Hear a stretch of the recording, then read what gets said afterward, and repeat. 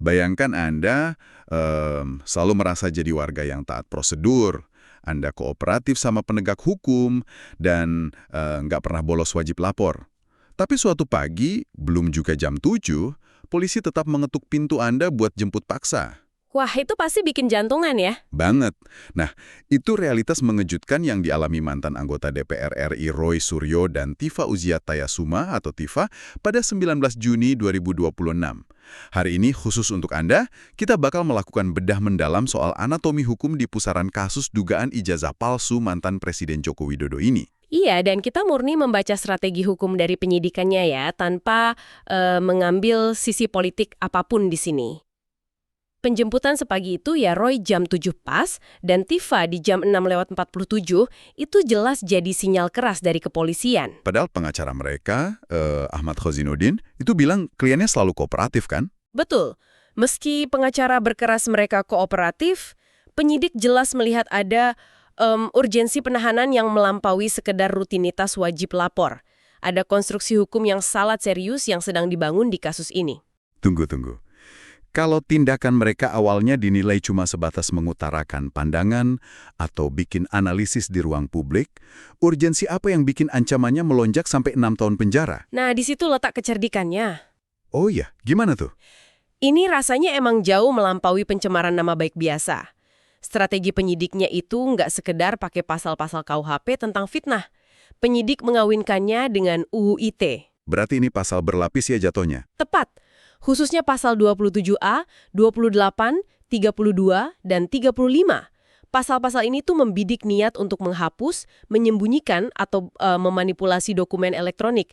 Jadi fokus hukumnya bergeser total. Mengerti. Jadi bukan cuma soal apa yang diucapkan lagi ya?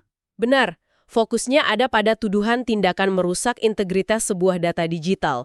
Lonjakan beban pidana inilah yang pada akhirnya membenarkan penjemputan paksa tersebut. Masuk akal sih kalau hukum memprioritaskan perlindungan terhadap integritas datanya. Tapi total kan ada 8 tersangka di kasus ini. Apa polisi melihat mereka semua ini bersekongkol melakukan manipulasi secara berjamaah? Menariknya tidak. Polisi tuh nggak memukul rata peran mereka semua. Dari dokumen penyidikan, kelihatan bawat kalau mereka dipecah jadi 2 klaster. Disinilah penyidik memisahkan antara aktor provokasi dan aktor teknis. Pemisahan peran spesifik ya. Jadi ada yang tugasnya mancing massa, ada yang dituduh ngutak-atik datanya. Kurang lebih gitu. Klaster pertama, yang diisi nama-nama kayak Egy Sujana dan Damai Hari Lubis, itu dikenakan tambahan pasal 160 KUHP. Itu spesifik soal apa pasalnya? Pasal ini sangat spesifik soal dugaan penghasutan untuk melakukan kekerasan kepada penguasa umum. Jadi, bobot kejahatannya ada di dampak provokasi massanya. Sementara Roy, Tifa, dan 1 tersangka lain yang bernama Rismon Sienipar, mereka difokuskan ke klaster kedua. Dan klaster kedua ini yang beban pembuktiannya ditarik ke ranah forensik digital UU ITE tadi dong? Iya, betul banget. Tuduhan terhadap mereka murni dikunci di ranah manipulasi dokumen elektronik. Penyidik harus membuktikan jejak digital perubahannya, bukan sekedar orasi mereka. Nah, ini bagian yang paling bikin saya kaget waktu nyelusurin sumber-sumbernya. Dengan ancaman hukuman dan konstruksi berlapis kayak gitu, kita kan mikirnya ini udah pasti jalan buntu menuju penjara ya. Kenyataannya nggak selalu gitu kan? Betul. Kenyataannya, hukum kita itu ternyata punya semacam tombol undo di komputer. Anda nggak bisa hapus fakta Anda salah ketik, tapi kalau Anda tekan undo dan perbaiki, sistem bahkan memaafkan. Wah, analogi yang pas banget. Iya kan? Buktinya Egy, Damai, dan bahkan si Rismon dari klaster teknis tadi justru dapat SP3 alias penghentian penyidikan lewat mekanisme restoratif justice. Kasus Rismon ini ngasih presiden luar biasa loh. Hukum ITE kita kan sering dikritik karena dianggap kaku banget. Tapi penyelesaian ini membuktikan kalau ada ruang fleksibilitas. Asalkan akar masalahnya dikoreksi ya. Bener, Rismon dapat SP3 itu bukan cuma karena dia minta maaf, tapi dia secara terbuka mengakui kalau metode penelitiannya terkait ijazah itu keliru. Berarti ini sama aja mengoreksi disinformasi langsung di sumber utamanya. Dengan ngakuin cacat akademis dari klaimnya, dia otomatis mencabut validitas narasinya di ruang publik. Tepat. Di mata hukum, pengakuan yang kooperatif kayak gini dianggap memulihkan keseimbangan di masyarakat.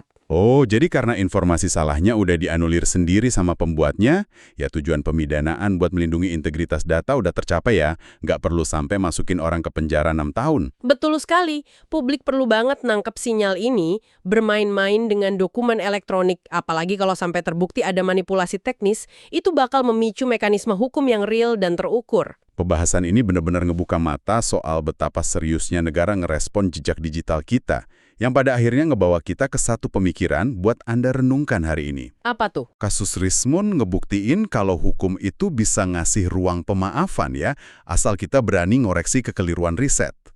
Tapi di era di mana kita tiap detik dibanjiri informasi, di mana sih sebenarnya batas yang pasti antara kebebasan berekspresi saat Anda menguji data publik dengan manipulasi data yang bisa bikin Anda dibangunin polisi di pagi buta? Sesuatu yang patut kita pertimbangkan matang-matang tiap kali mau nge-tweet atau membagikan analisis di ruang digital.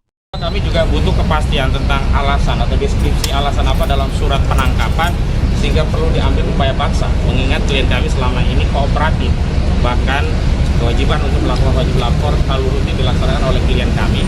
Dan dalih apapun yang dianggap sebagai dasar untuk melakukan proses penangkapan menurut kami tidak terpenuhi baik secara objektif maupun secara subjektif. Namun setelah kami klarifikasi dari rekan kami yang lain di timnya Bu Tifa, ternyata memang Dr. Tifa Uziastiasuma juga ditangkap pada waktu yang kurang lebih bersamaan dan memang dikonfirmasi itu dari Polda Metro Jaya. Jadi yang pertama, meskipun kami prihatin, yang jelas kami lega bahwa klien kami memang diambil oleh orang yang sebelumnya kami anggap gerombolan, tetapi ternyata memang itu pejabat resmi dari penyidik Polda Metro Jaya. Dan perlu kami sampaikan bahwa di dalam KUHP, ya di Undang-Undang Nomor 20 Tahun 2005, memang penyidik pembantu diberi kewenangan untuk melakukan upaya paksa berupa penangkapan 1 kali 24 jam untuk menghadapkan seorang tersangka di hadapan penyidik untuk diambil keterangannya dalam proses otopsi. Namun yang jelas bahwa alasannya itu adalah adanya kekhawatiran akan menghalangi atau mengganggu proses penyidikan. Dan kita tahu penyidikan ini kan sudah di ujung, sudah dikatakan akan tahap 2, sudah dikatakan bahkan disebut sebagai P21. Lalu menghalangi penyidikan yang macam apa sehingga itu dijadikan dasar? Karena tadi kami melalui kuasa hukum kami yang lain sudah komunikasi dengan Pak Roy saat pendampingan di pemeriksaan. Salah satu alasannya adalah karena dianggap menghalangi proses penyidikan begitu. Dan penyidik tidak berani menyampaikan itu kepada tim kami langsung, tapi diminta untuk ditanyakan kepada Pak Roy karena saat melakukan penangkapan sudah dijelaskan tentang dasar dan alasan dari penangkapan tersebut. Lalu kami bertanya-tanya apa yang dimaksud dengan menghalangi dan apakah syarat subjektif dan objektif sebenarnya diatur di dalam KUHP bagi proses untuk penahanan juga diadopsi dalam konteks upaya paksa, jemput paksa ini ya. Karena ada upaya hukum yang sifatnya paksaan, yang pertama penangkapan, yang kedua penahanan. Dalam konteks penahanan memang ada objektivitas dari pasal yang dikenakan itu memenuhi karena klien kami ini dipaksakan ditetapkan tersangka dengan ketentuan pasal 32 dan 35 Undang-Undang Informasi dan Transaksi Elektronik yang ancaman pidananya maksimum 12 tahun penjara. Artinya secara objektif memang kemudian terlepas kita beda pendapat tentang apakah unsur atau tidak, penyidik berwenang. Tetapi secara subjektif, ketika penyidik tidak melakukan penahanan pada saat pasca ditetapkan tersangka, itu mengkonfirmasi secara objektif memang kasus ini tidak layak untuk ditahan, dan itu mengkonfirmasi memang tersangka klien kami itu bahwa memang betul yang namanya 99,9 ijazah itu palsu. Nah, karena itu sekali lagi kami protes keras terhadap penangkapan dan penahanan ini, apalagi dilakukan ketika Dr. Tifa hendak ujian disertasinya, seminar hasil. Pukul 8 dia mau ujian, pukul 7 dia ditangkap. Padahal dia mau pergi ke suatu tempat untuk ujian tersebut. Kalau Mas Roy gimana penangkapan itu sudah? Mas Roy itu lebih tragis lagi. Pukul 12:30 saya baru berpisah dengan Mas Roy. 12:30 atau jam 1 malam dini hari karena kami ada acara di Bandung. Oke, kami ada acara di Bandung. Dan kemudian setelah itu pisah kita. Dan Mas Roy bercerita kepada saya, tadi saya temui di Subdit Kamnek, di ruang Subdit Kamnek. Dia mengatakan tidak sempat apa-apa. Untung masih sempat sholat subuh. Jadi belum mandi, belum berpakaian secara layak, dan kemudian dipaksa untuk dibawa ke Polda Metro. Ya, karena kedua klien kami tidak mau ribut, akhirnya ya sudah ikut saja ke Polda Metro tanpa menandatangani, Mas Roy ya yang firm, tanpa menandatangani surat penangkapan tersebut. Oke, Bang Refli. Ya. Ini kan sebenarnya sudah mau P21. Ya. Artinya tinggal seminggu kurang lah harusnya P21. Kenapa tiba-tiba Polda tiba-tiba menangkap? Alasannya apa tadi? Ada pertemuan? Atau ada obrolan? Kita kan nggak bisa, ya kita kan nggak bisa kemudian menanyakan kepada pihak yang hanya melakukan perintah. Kalau dia mengatakan, salah seorang penyidik mengatakan, ya kami cuma melakukan perintah bang katanya. Nah pertanyaannya adalah siapa yang membuat perintah tersebut? Apakah yang membuat perintah tersebut itu ada pesan-pesan dari pihak lain? Kan selama ini kan selalu ada provokasi agar Roy Suryo ditangkap, ditahan dan lain sebagainya. Padahal sekali lagi ini kan bukan sebuah kejahatan yang dalam hukum pidana dikatakan mala in se, yaitu kejahatan yang dari sononya kejahatan seperti pembunuhan, korupsi dan lain sebagainya, penyiksaan dan lain sebagainya.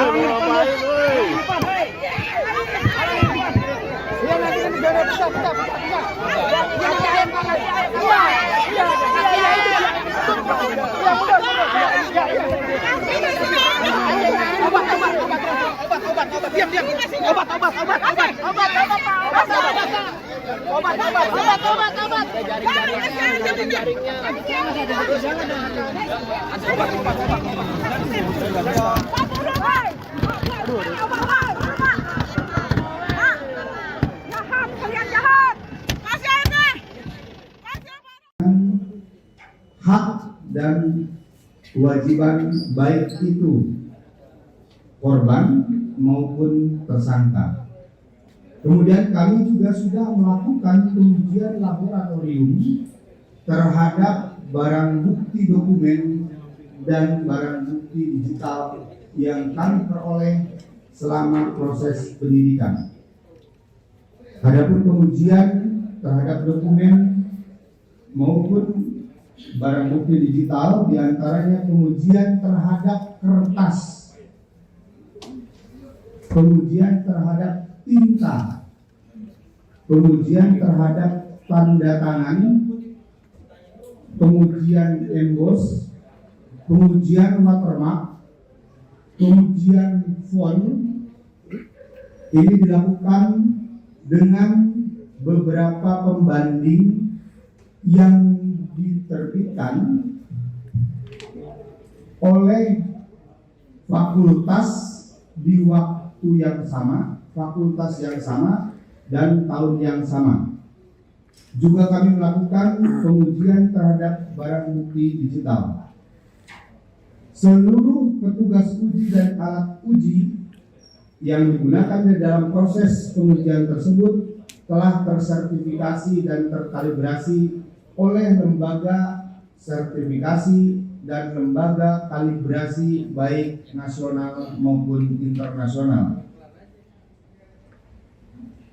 Rekan-rekan sekalian, bahwa pada hari ini kami dari penyidik Ditreskrimum Polda Metro Jaya telah melakukan pengamanan terhadap para tersangka, yaitu saudara RS dan saudari TF, sebagai bagian dari rangkaian proses untuk melaksanakan penyerahan atau pelimpahan tersangka dan barang bukti dari penyidik Ditreskrimum Polda Metro Jaya kepada Jaksa Penuntut Umum Kejaksaan Tinggi DKI sehubungan dengan berkas perkara yang sudah dinyatakan lengkap atau P21. Selanjutnya, guna memastikan kehadiran dan keberadaan tersangka pada proses pelimpahan tersangka dan barang bukti ini berjalan lancar, maka penyidik harus memastikan keberadaan dan kehadiran tersangka. Kemudian juga penyidik akan melakukan serangkaian pemeriksaan kesehatan kepada para tersangka, baik kesehatan jasmani maupun rohani, sehingga tersangka patut dan dapat mempertanggungjawabkan perbuatannya. Penyidik juga akan melakukan konfirmasi atas seluruh barang bukti yang akan dilimpahkan kepada Jaksa Penuntut Umum. Konfirmasi dilakukan kepada para tersangka. Hal ini untuk memastikan bahwa seluruh barang bukti adalah sebagaimana yang ditemukan di dalam proses penyidikan. Kami pastikan bahwa penyidik akan menjamin hak dan kewajiban tersangka terlindungi sebagaimana undang-undang yang berlaku. Seluruh rangkaian penyidikan dan pemeriksaan, baik jasmani maupun rohani, sebagaimana proses pelimpahan tanggung jawab tersangka dan barang bukti, penyidik selalu berpedoman pada Kitab Undang-Undang Hukum Acara Pidana serta standar operasional prosedur dalam proses penyidikan. Guna menjamin keberimbangan dan kontrol terhadap proses penyidikan yang berlangsung, Kitab Undang-Undang Hukum Acara Pidana telah memberikan ruang pengujian melalui mekanisme pra-peradilan. Maka kepada pihak tersangka, keluarga maupun kuasa hukum tersangka dapat menggunakan mekanisme kontrol dan uji yang diatur di dalam Kitab Undang-Undang Hukum Acara Pidana tersebut. Download Tribun X sekarang, menghadirkan lokal menjadi Indonesia.